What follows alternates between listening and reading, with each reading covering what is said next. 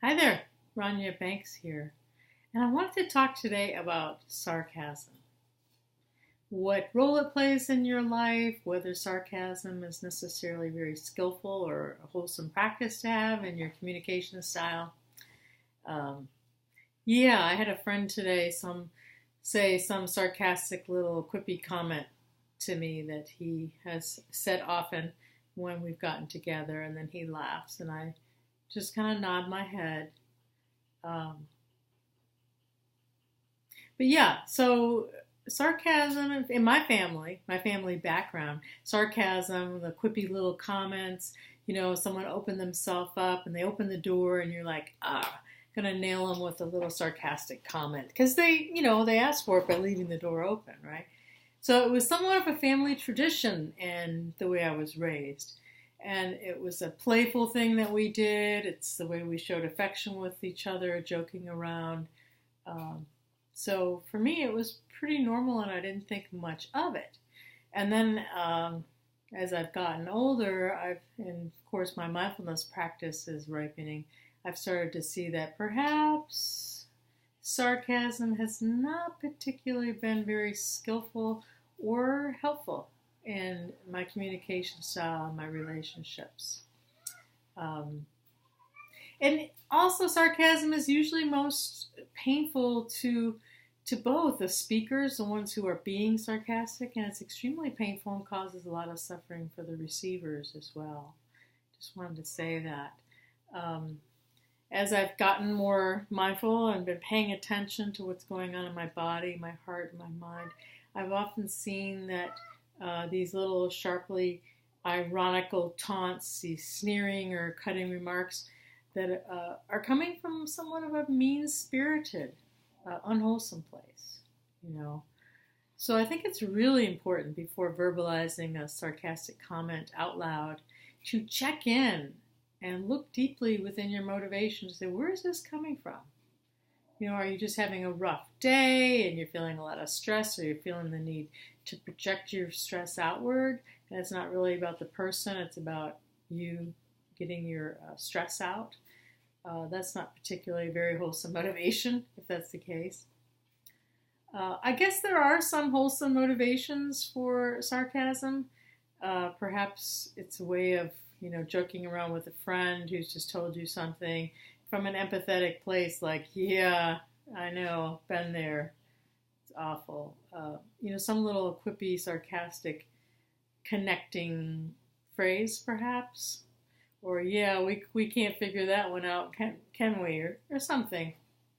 Um, Also, perhaps telling a joke to make people laugh, where no one that you know is the butt of the joke. It doesn't cause any harm. Maybe it's just a generalized joke, sarcastic joke.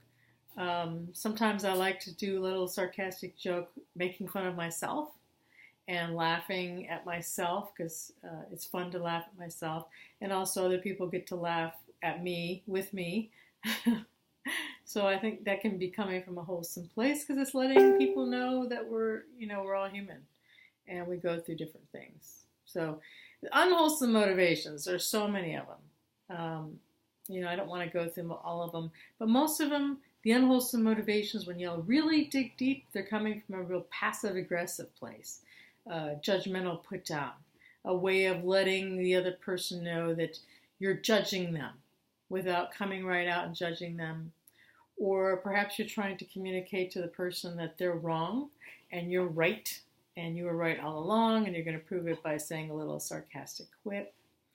It may be a negative put down to um, let off some steam because they were getting on your nerves that day. More passive aggressive. Um, you might use someone as the butt of a joke, a sarcasm, in order to get a laugh from a group of people, and that's extremely painful. Painful thing to do for the receiver, particularly. Um, Perhaps you're feeling hurt because you felt rejected or left out or treated unjustly or unfairly, and so you don't have the courage to come out and say it. Instead, you do this little passive-aggressive, sarcastic statement. But in all these cases, you have taken on the role of the victim. right? You've taken on the role of a victim.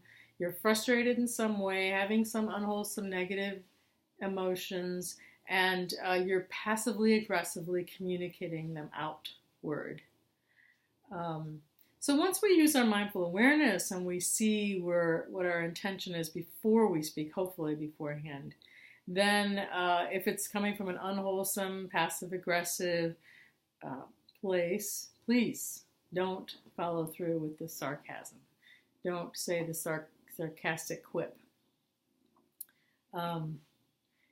If there's a lot of sarcasm wanting to come out with a particular person and you find there's unwholesome motivation, hey baby, you may want to have an honest, open conversation with this person, with your friend or loved one. But it'll take some courage. It'll take you being authentic. It'll take you being willing to be vulnerable, real with what's going on with you, what your inner pain is, perhaps what your inner confusion is. And you also might want to make a request. I would appreciate if you not say those sarcastic things, or if you treat me in a certain way, or whatever your request might be, right?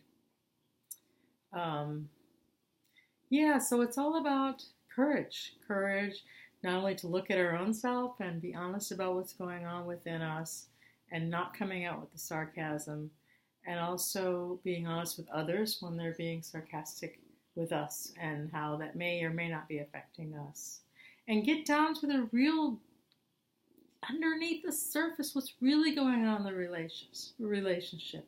Clear out the muck so that you can become authentically connected and in a more loving, open space, right?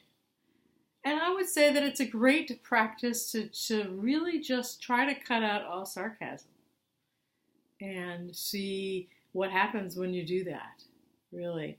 And choose not to say anything to anyone unless it's coming from a really honest, vulnerable, or authentic place.